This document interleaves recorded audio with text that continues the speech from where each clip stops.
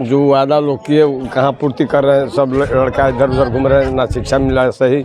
गरीब आदमी कहाँ से पढ़ाएंगे, मजदूरी करते हैं अपना, किसी तरह से लड़कों के अपना पालन पोषण करते हैं और कोई सुविधा साधन नहीं है पढ़ाने लिखाने का। वादा करके हम लोग तो वोट दिए थे भाजपा को, लेकिन हम लोग अब सोच लिए हैं कि सरकार बदलना जी। आ ही गया है। अब तो सोच करके हिसाब नहीं है आप लोग? हाँ सब ले लीजिए। हाँ जी।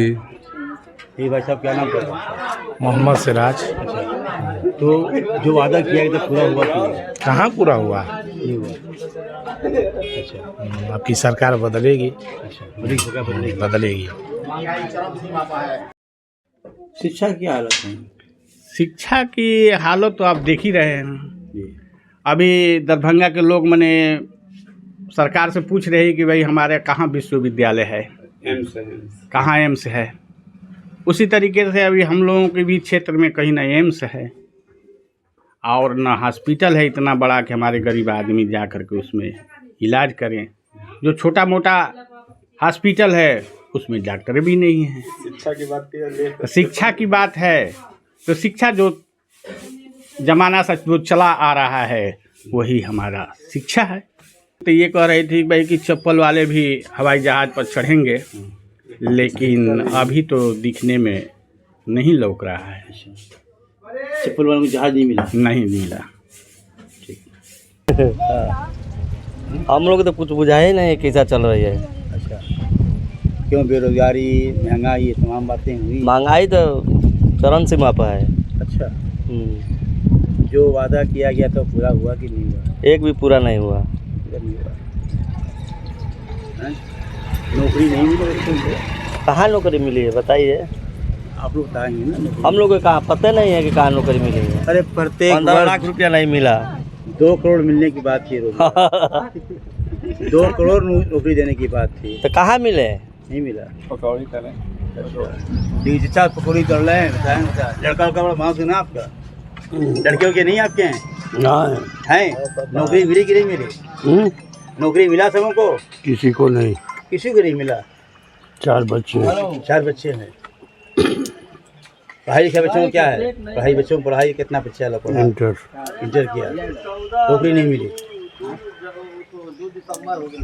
भैया पूछो क्या भैया, नौजवान तो हैं आप भी? जी। युवा लोग हैं आप लोग, नौकरी मिली कि नहीं मिली आपको? एक बात बताइए कि नौकरी मिले होते तो हम लोग रोजगार बैठे होते। इस सरकार में हम लोग कोई अथु नहीं है। ये सरकार तानाशाही पर है, लोकतंत्र की हत्या हो रहा है। ठीक ना? बस यही बात है। सरकार नहीं चाहिए। क्या हाल है आपका? ठीक है सर। सही कि लोकतंत्र की हत्या सही माने हो रही है? ये तो है, ये है। बेरोजगारी, महंगाई और भ्रष्टाचार चरम सीमा पर है इस टाइम। ऐसे सरकार न हो जो झूठा वादा करके चले जाए, जनता को मूर्ख बना करके और 5 साल 10 साल अपनी थैली भरे और विदेश का दौरा करते रहे। जी सर, इनके विरोध में ही हम लोग चाहते हैं कि वोट दें। अच्छा, जो इनकी सरकार ना है।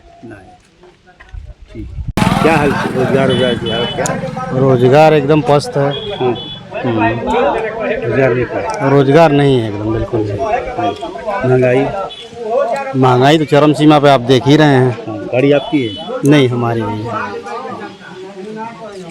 महंगाई काफी चीज़ों पे है। जी, चरम सीमा पे देख ही रहे हैं। शिक्षा का भी स्तर देख ही रहे हैं आप। प्राइवेट स्कूल चल ही रहे हैं, सरकारी सब बंद के कगार पे हैं। लमसम हल्का फुल्का थोड़ा मोड़ा चल ही रहे हैं। सब बच्चे देख ही रहे हैं कि प्राइवेट स्कूलों में अपना पढ़ रहे हैं।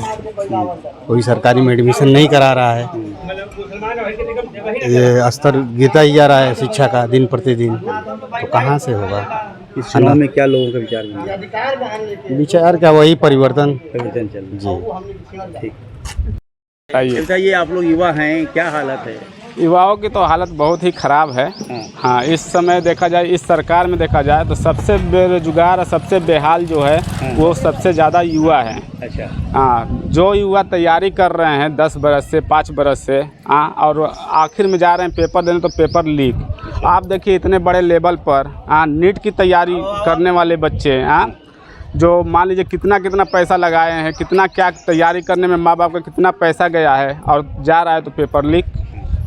सबसे इस सरकार में सबसे ज़्यादा भ्रष्टाचार हुआ है, सबसे ज़्यादा महंगाई इसी सरकार में है। और मान लीजिए कि सबसे ज़्यादा बेहाल तो जो है तो युवा ही है, हम ही लोग हैं कि अब हम लोग का एज क्रॉस कर गया है और हम लोग के प्रति कोई सरकार की नहीं है। और नहीं तो सरकार कहती है कि पकौड़ा तलिए ये रोज़गार है। तो ये रोज़गार तो है नहीं। भाई आप रोज़गार देंगे तब ना रोज़गार होगा। गवर्नमेंट नौकरी दीजिए। इससे वाली जो सरकार थी पहले कांग्रेस की तो बहुत सारे रोज़गार मिले। बच्चे हमारे गांव से 20-25 बच्चे हुए, गवर्नमेंटेड हुए सारे बच्चे। अभी हमारे ये इस मोहल्ले में ही 5-6 बच्चे, कोई ITBP में हुआ, कोई एयरफोर्स में, खुद मेरा भाई एक एयरफोर्स में हुआ। हमारे मोहल्ले में 5-6 बच्चे ITBP में हुए। तो बहुत सारे रोज़गार का ऑप्शन था उस समय गरीब के बच्चे जाते थे कहीं भी कंपनी में बाहर, दिल्ली जाते थे, मुंबई जाते थे या कहीं भी जाते थे। 2 महीने 3 महीने में अपना 50,000 60,000 रुपये लेकर आ जाते थे, अपने घर की जीविका चलाते थे। ये सरकार है कि बस आपको मंद बुद्धि बना रही है। राशन खाइए, आप काम मत करिए, हमसे रोज़गार मत मांगिए, बस राशन लीजिए। तो इससे तो देश का विकास होगा नहीं। देश का विकास में सबसे सर्वमान्य है शिक्षा। अगर शिक्षा होगा तो हमारा देश आगे बढ़ेगा। हम किसी भी संविधान के प्रति आवाज़ उठाएंगे, किसी सरकार के प्रति आवाज़। ये गवर्नमेंट चाहती है कि शिक्षा मिले ही नहीं, गरीबों को शिक्षा देने से एकदम वंचित कर दिया जाए। अभी देखिए स्कॉलरशिप है, स्कॉलरशिप को देखा जाए तो गवर्नमेंट ने बोला कि जो डायरेक्ट एडमिशन लेगा उसको स्कॉलरशिप हम नहीं देंगे, जिससे कि मान लीजिए हमारे SC कास्ट के बच्चे, OBC गरीब बच्चे उससे वंचित, पढ़ाई से वंचित हो, क्योंकि उनके पास घर से पैसे देने की एबिलिटी नहीं है, उनको वो पैसा दे नहीं पा रहे माँ बाप, तो वो शिक्षा से वंचित हो जाएगा। और ना शिक्षा होगा ना वो गवर्नमेंट से रोज़गार मांगेगा। सबसे बड़ी बात इनकी सबसे इस गवर्नमेंट की है तानाशाही कि इनको गरीबों को मिटा दिया जाए, गरीबों को मतलब शिक्षा से दखल कर दिया जाए। और फिर मैं अपना जैसे काबिज पहले लोग कहते थे ना कि हमारा आके भैंस चराओ, मेरा गोबर फेंको, मेरा खेती करो, वही वाली एकदम स्थिति को लाना चाह रहे हैं। ये नहीं चाह रहे हैं कि गरीब बच्चा पढ़ाई करके नौकरी पाए। अगर नौकरी भी पा जाता तो इन लोगों के पेट में जलन होता है। यही इनकी सरकार की ये मंशा है कि शिक्षा से वंचित कर दो, पेपर लीक कर दो। बड़े लोग जो हैं, जैसे मान ले मिडिल क्लास से ऊपर वाले हैं लोग, जैसे सिविल कास्ट के लोग हैं बड़े लोग, तो वो तो अपना शिक्षा किसी हाल में दे देते हैं बच्चों को। अपने घर पर दे देते हैं, ट्यूशन लगा कर दे देते हैं, कोचिंग संस्थाओं में भेज कर दे लेते हैं। लेकिन गरीब के बच्चे, गांव के बच्चे कैसे शिक्षा लेंगे? भाई आप स्कॉलरशिप स्कीम थी तो स्कॉलरशिप देंगे तो बच्चा को मान लीजिए थोड़ा मनोबल बढ़ेगा। तो सबसे बड़ी बात यही है। इनकी काम की है तो धरातल पे इनकी कोई काम नहीं है। इनकी धरातल पे कोई काम देखा जाए इस सरकार की कोई नहीं है, बस तानाशाही की सरकारें हैं बस। हमारा विजय शंकर यादव ना हो। घर कहाँ पड़ी? वीरपुर। कैसन सरकार चलती है? सरकार बहुत भ्रष्ट चलती है। अच्छा। एकदम जनता उब गई भी एकदम ये सरकार से। अच्छा। हाँ, ये सरकार से एकदम उब गई भी, कुछ कौनो विकास नहीं के, एकदम विनाश के कगार पर बा। सब परेशान बा, कितनो कमाता बा कि पैसा खत्म। राशन के मिलत? राशन से पेट भरी, राशन डीजल पर रख लेता हूँ।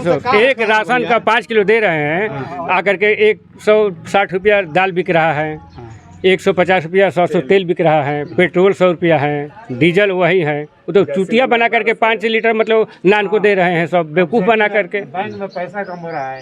तो जो वादा सरकार पहले की ना कुछ वादा, कुछ जमीन पर वादा नहीं है पूरा। 2 करोड़ आदमी के रोजगार मिल रहा है, एको पैसा इजा रोजगार नहीं मिला। सब बेरोजगार वो कर्जा काट लेके ई रिक्शा आज जिया तटे, वो नहीं चल पावत। आदमी के पास पैसा नहीं, रोड पे जली कहाँ से?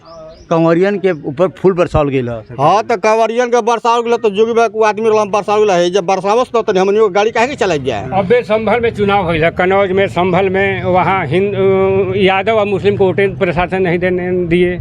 बताइए कैसा सरकार है? ये जोगी का न लड़का है न बीबी है, ये क्या जाने का परिवार का हाल।